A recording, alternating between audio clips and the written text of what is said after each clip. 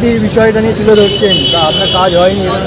আমার কাজ 48টা কাজ হয়েছে এবং 2.5 কোটির ওপরে কাজ হয়েছে, কিন্তু এই পৌরসভায় যে দুর্নীতি আছে সেই সব দুর্নীতি এসএসসির মতোই ওরকম চরম, এবং নিজের পরিবারের লোক চাকরি পেয়েছে, কাউন্সিলর থেকে শুরু করে বিভিন্ন বিধায়ক, মন্ত্রী, মেয়রের, ডেপুটি মেয়রের নিজের লোকেরা, সেই সব কর্মকাণ্ড আমরা সামনে নিয়ে আসবো এবং আমরা সিবিআই তদন্ত চাই এবং আগামী দিনে এসএসসি পরীক্ষার মধ্যে এদের চাকরি যেন বাতিল হয়।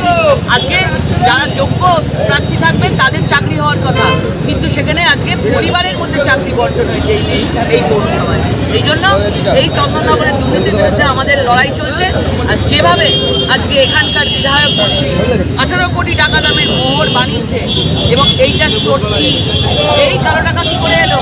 2021-এর হলফনামায় এই 21-এর এই মোহরের নাম দেখানো ছিল না কেন? বারবার দেখা যাচ্ছে যে আপনার ফ্লেক্স বিভিন্ন জায়গায় প্রচারের ফ্লেক্স ছিঁড়ে দেওয়া হচ্ছে। তারা ভয় পাচ্ছে, ফ্লেক্স ছিঁড়ে কী করবে? মানুষের মনের মধ্যে থেকে হৃদয়টাকে ছিনিয়ে নিতে পারবে না। না, যতই ফ্লেক্স ছিঁড়বে আমরা ততই আজকে নতুন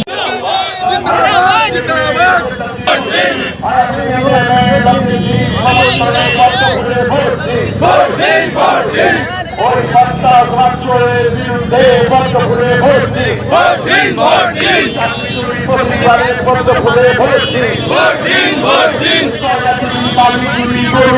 পরিবারের বন্ধ করে